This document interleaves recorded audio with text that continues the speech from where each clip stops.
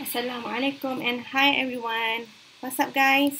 I'm Dr. June Haslinda Sharifuddin. So I'll be teaching you chapter 2 on the external diffusion effects on heterogeneous reaction. Okay, so I hope that all of you are ready to resume our class this semester for CRE2. Okay, but unfortunately, you can only hear my voice, but couldn't see my face because I am camera shy. No, but actually, I'm still using PowerPoint 2016, so I still didn't update my PowerPoint. So you can only hear my voice, okay? All right. So for this chapter, okay, I'm going to split the content of this, PowerPoint slide into two parts, which is part 1 and part 2. Okay, so part 1 will be covered until we will discuss the external diffusion effects on a single particle, and part 2 we will discuss the external diffusion effects on in a fed-back reactor. All right, okay. So as you know that this topic, which is external diffusion, is in chapter 11 in your textbook formula. I do hope that you have your textbook along with you. So because we will have our online test 1 and online test 2 open book test. Right? Okay. Alright, before I go any further, okay, so I would like to describe to you the topic outcomes of this chapter. So since this chapter will focus on external diffusion, so the topic outcome will be, the first one, students should be able to describe mass transfer limitations to the rate of reaction, right? And the second topic outcome would be, you should be able to analyze the mass transfer effect in single particle and also in a fed-back reactor. The third topic outcomes would be, students should be able to design the reactor based on mass transfer limitation. The final one would be, students should be able to apply the shaking core model to analyze the catalyst regeneration.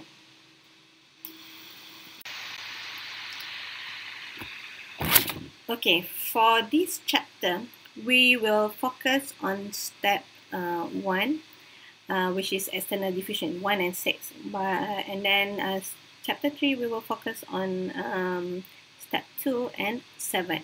Right.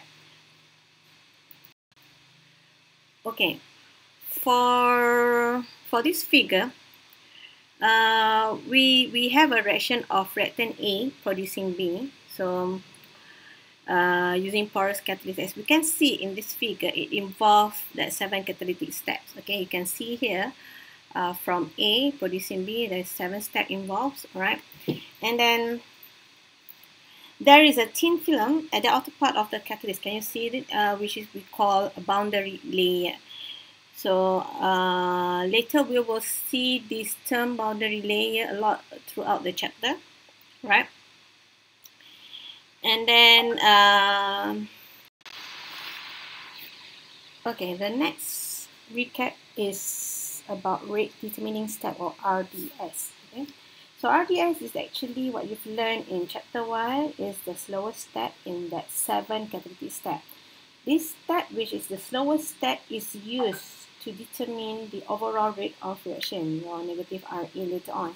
In chapter 1, you have learned that the RDS is the step 4, which is surface reaction, that you assume is the slowest step. So for this chapter 2, you will see that the RDS will be step 1, which is mass transfer. Specifically, we will focus on the external diffusion.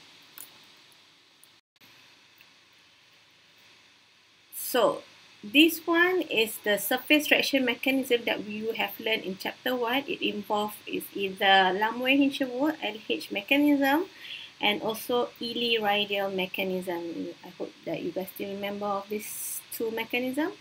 Okay, so if the difference between these two mechanisms, okay, for Lamoué-Hinshelwood, the reactants absorb on the surface of the catalyst, the active site, and both of A and B will meet and make a bond, and a new molecule of AB will dissolve from the catalyst surface. And if you look at the radial mechanism, okay, only reactant A that will absorb on the catalyst surface, while the B will make a bond with reactant, but not absorbing on the catalyst active site. This is what we call uniradial. Okay, since this chapter 2 involve external diffusion, so before we go any further, we need to know what is the definition of diffusion. You have to understand what is diffusion. I'm pretty sure that you have learned it during your mass transfer when you are in second year, isn't it? Right? So diffusion is actually, by definition, it is a spontaneous intermingling or mixing of atoms or molecules by random thermal motion. Or it's actually driving force of diffusion is the concentration gradient. It moves from higher concentration to the lower one. If you look at the figure here, if you see the red fluid will start to mix with the blue fluid due to the diffusion effect. All right. So another good example of diffusion, okay, that applies in your daily life is when the smell of your fart can be smelled by other person that's sitting near or next to you. Okay, it will, it will move from higher concentration to the lower concentration. Get it? This figure shows the external diffusion across the boundary layer, as shown by the red circle in step 1. Okay, the reactant A, or here is shown by reactant symbolized by R, will diffuse from the bulk to the catalyst surface through the boundary layer via external diffusion. Then it will diffuse into the pores of the catalyst via internal diffusion, as shown in step 2. Internal diffusion is also known as pore diffusion. For non-porous catalysts, there will only be external diffusion, no internal diffusion. Okay, so you will see that some books use the terms of pore diffusion to describe internal diffusion.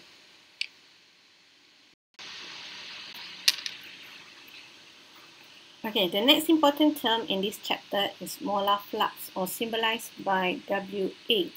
And now let's consider a reaction of A to B, where A is reactant and B is the product, as shown in figure 5 in the slide.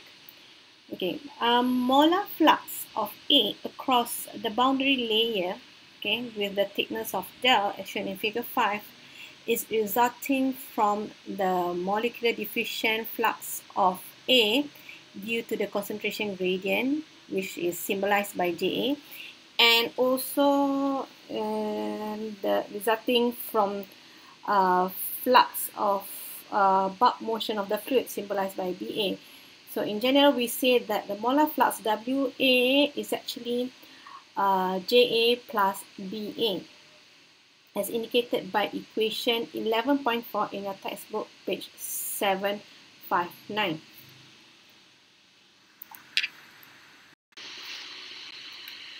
From equation 11.4, we know that molar flux is the combination of bulk motion due to concentration gradient, which is JA, and also bulk motion due to the bulk flow, BA.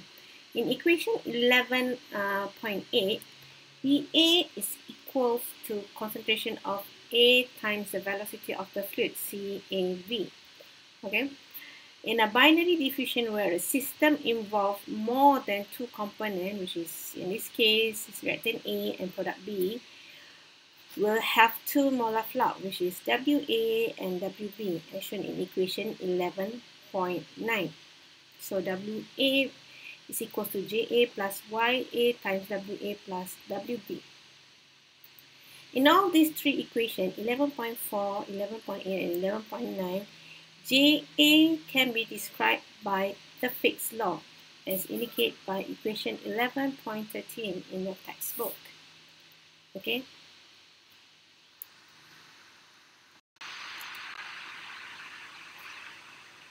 The Fick's law, which was used to describe flux motion due to concentration gradient JA, can also be written as in equation 11a in the slide, where dCA is the difference in concentration and dZ is the difference in distance. Okay, so the DAB is actually the diffusivity of A and B.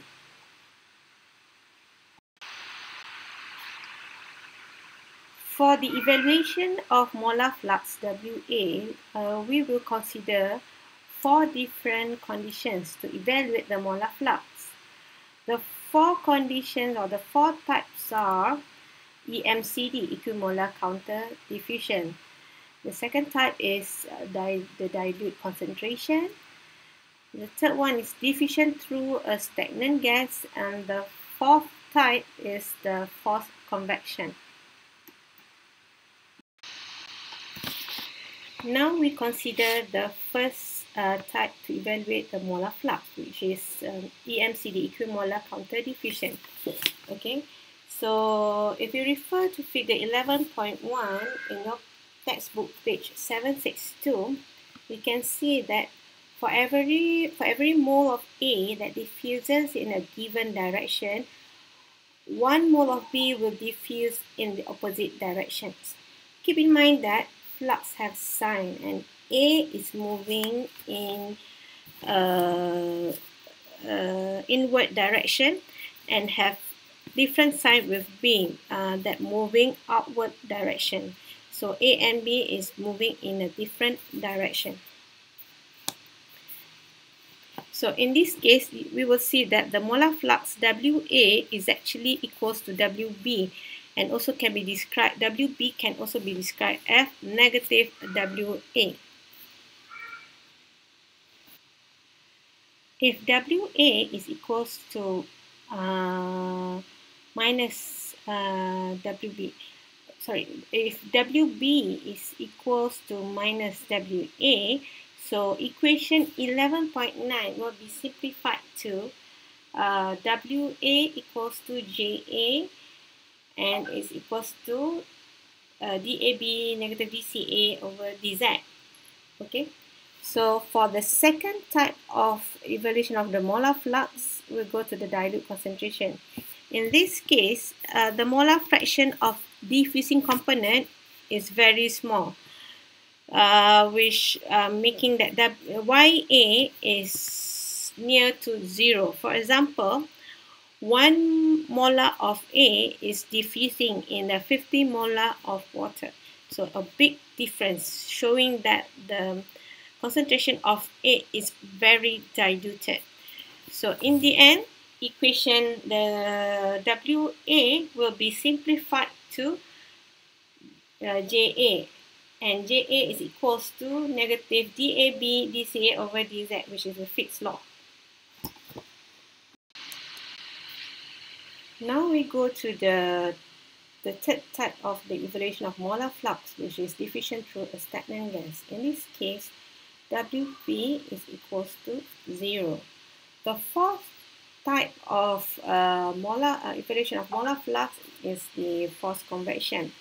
In this type, the flux of A is only due to the motion of bulk flow, which is BA. That's why in the end, WA, the equation for WA is simplified equals to BA, where BA is equals to CA times B, which is CA is the concentration, V is the velocity.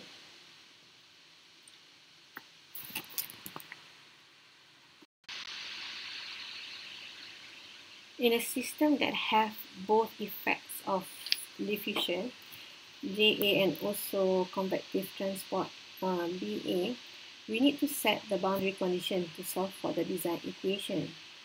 Okay, as shown in this equation in this slide, where WA is equals to negative DAB dCA over dZ plus CA times UZ of V, velocity.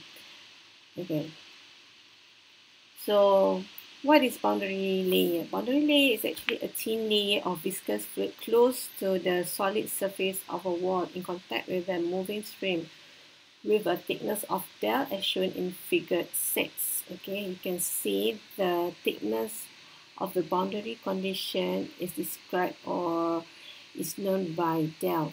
Okay, so here in this figure we can see how boundary layer is described in the figure. Okay,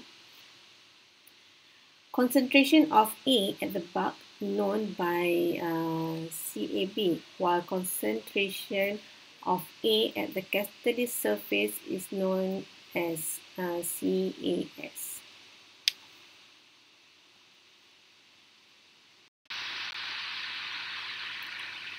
There are three types of boundary conditions that will be used to solve the design equation of the molar flux.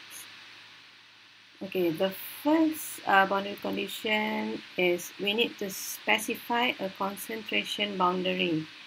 For example, we can use at Z equals to 0, the concentration of A is equals to Ca0, while Z at equals to del, the Ca at this point is equals to concentration at the surface, which is CAS. Or another example to specify a concentration at the boundary is for instantaneous reaction. The concentration of A at catalyst surface, CAS, is equals to 0. The second type of boundary condition is to specify the flux at boundary. For the first condition, there will be no mass transfer or molar flux is equals to 0, meaning WA is equal to 0 at R, at the R equals to the radius of the cross section of a pipe. Okay. For second condition, we can treat reaction rate, which is the unit is per unit of surface area at boundary. RA, overall rate of reaction, which is RA double prime, is equals to the molar flux. Or mathematically, we will write as WA is equals to negative RA double prime. So the overall reaction rate must be in unit of surface area, so that it will have the same unit as the molar flux. Okay, molar flux is mole per meter square per second.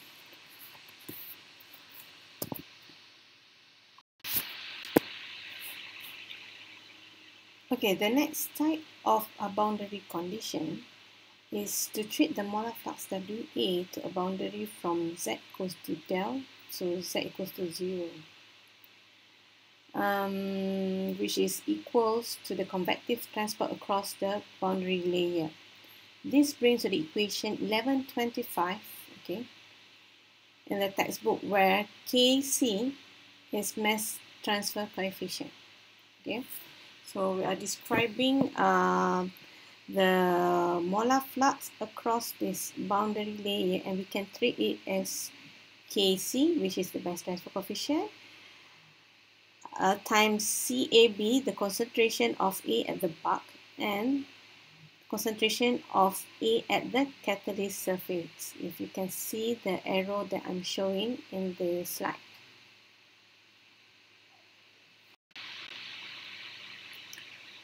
Okay, now we want to know the correlations for the mass transfer coefficient, which is Kc.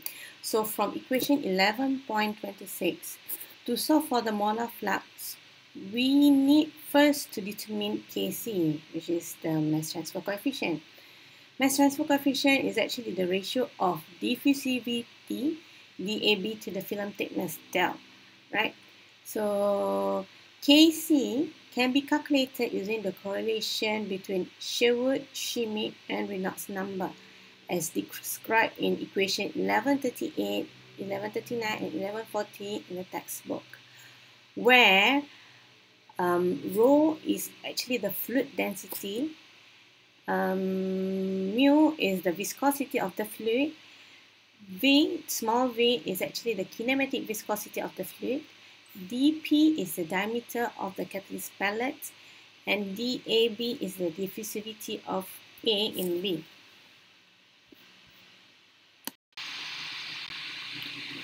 So now, since we have determined or recognized the boundary condition to solve for the molar flux, WA, now we're going to apply this concept into two cases, okay? The first case is mass transfer to a single particle, and the second case is mass transfer in a backpack reactor. The second case will be discussed in the second part of the video, which is in our next class.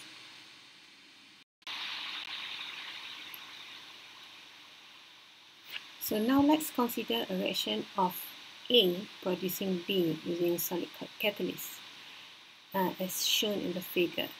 Okay, so by simplifying the Lamre-Hinshelwood mechanism that occurs on the catalyst surface, okay, the overall of reaction rate, which is negative RA double prime, is equals to KR CAS, where KR is actually the reaction rate constant, while CAS is the concentration of A at the catalyst surface, as shown in equation 11.42. By using the boundary condition as outlined in 2b and 2c in our previous slide, where at steady state, the molar flux is equals to overall rate of reaction. And this will bring to equation 11.45.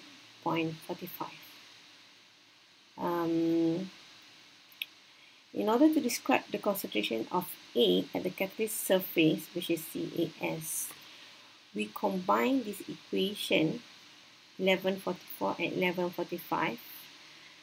So the molar flux WA to or from the catalyst surface can be described by using equation 1146, where Kc is the mass transfer coefficient, Kr is the reaction rate constant, CAB is the bulk concentration of gas or liquid, CAS is the concentration of A at the catalyst surface, and W is the molar flux, while the negative RAS is actually the reaction rate at the catalyst surface.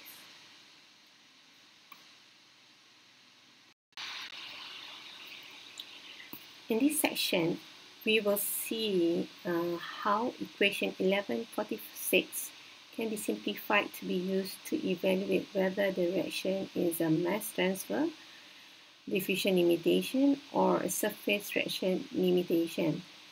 So for the first case, we consider if the reaction is happening in a rapid reaction. If it is a rapid reaction, this indicates that the reaction rate constant Kr is very large compared to Kc, mass transfer coefficient. So if you look at equation 1146 under the rapid reaction, the Kr is very high compared to Kc, where Kc is almost equals to 0. So the denominator will become only Kr. By cancelling Kr in numerator with the Kr in the denominator, equation 1146 is simplified to equation 1148, which is the overall reaction rate is equals to Kc times concentration of A. So we can see that this reaction is a diffusion limited. In order for us to increase the rate of reaction, we have to increase Ca or and Kc. So now let's have a look if our reaction occurs in a slow reaction. So we can see that Kc, the mass transfer coefficient, it's huge compared to Kr, the reaction rate constant.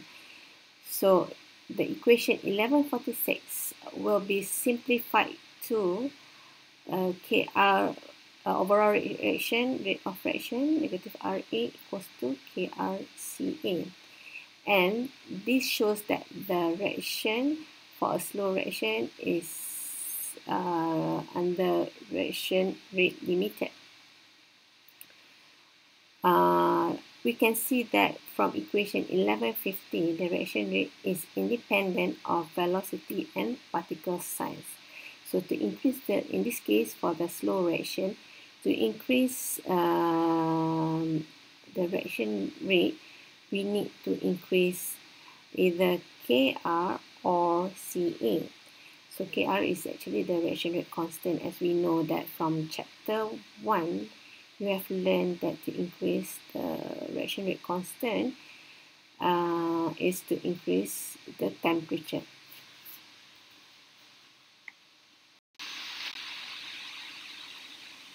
For the rapid reaction, where the reaction is mass transfer or diffusion limited, we can increase the reaction rate by increasing Kc, mass transfer coefficient. Okay, in order to increase Kc, we can manipulate the variables in equation 1149 as shown in the slide.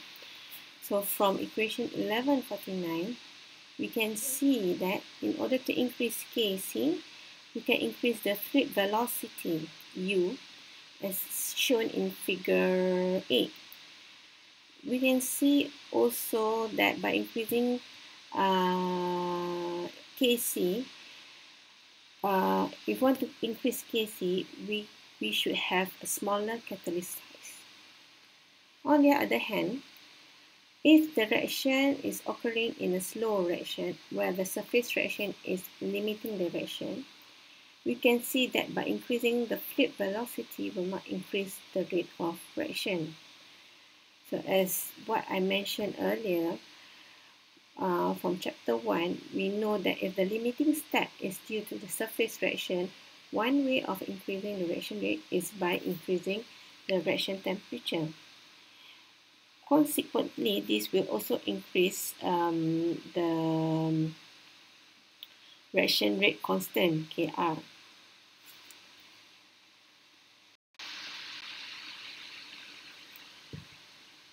Figure 10, which is figure 11.6, the same figure in the textbook, shows the variation of reaction rate in terms of fluid velocity and particle size. The fluid velocity is described by U and the particle size is described by d or dp. At low velocities, we can see that the mass transfer across the boundary layer is large, where external diffusion limits the reaction. As the velocity past the sphere increases, the boundary layer thickness is also decreased, and mass transfer across the boundary layer no longer limits the reaction. Where in figure 10, you can see that at high velocity, the reaction rate remains unchanged. In this figure, we can also see that by having smaller particle size, the reaction limiting condition can be achieved. Therefore, when running a reactor for experimental lab, to ensure that the reaction doesn't run under mass transfer limited, one must operate at sufficiently high velocity and small particle size to ensure that the reaction is run under surface reaction limited. So now let's have a look at example 11.2 in your textbook. The example is on rapid reaction on a catalyst surface. In this example, there are a few keywords that you can see to be used as indicator to solve the problem. The first keyword outlined in the question is rapid reaction. This shows that the reaction will be mass transfer limited since the reaction rate constant Kr will be high. Another keyword that shows the reaction is rapid is the word instantaneously, which later will bring to CAS, or concentration of reactant at catalyst surface is equals to 0. The next keyword is dilute concentration, where this keyword indicates that the molar flux WA will equals to JA. So this for this example, it requires you to find or to calculate the molar flux WA.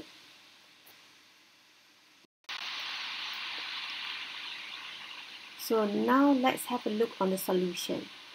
So the question asks us to calculate the molar flux, which is WA. Now we use equation 1144 to solve for the WA. But first we need to determine Kc. Therefore, we will solve Kc by using correlation of Sherwood, Schmidt, and Reynolds number, where also we will use the Fosling correlation, which is Sherwood is equals to Kc dP over dAb equals to 2 plus 0.6 Reynolds number to the power of half, and Schmidt times Schmidt number to the power of 1/3. So in order for you to solve for the Fosling correlation, first you need to solve for the Reynolds number followed by the Schmidt. So by substitute all the values in the question to solve for the Reynolds number and Schmidt, you should be able to solve the Fosling correlation to define Kc.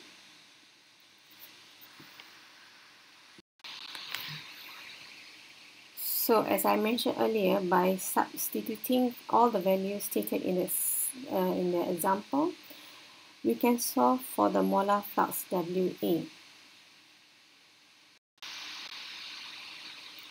As I mentioned earlier in the beginning of the video, this external diffusion chapter will be divided into two parts, where the first part is involving the mass transfer in single particle, while the second part is mass transfer in packed bed reactor.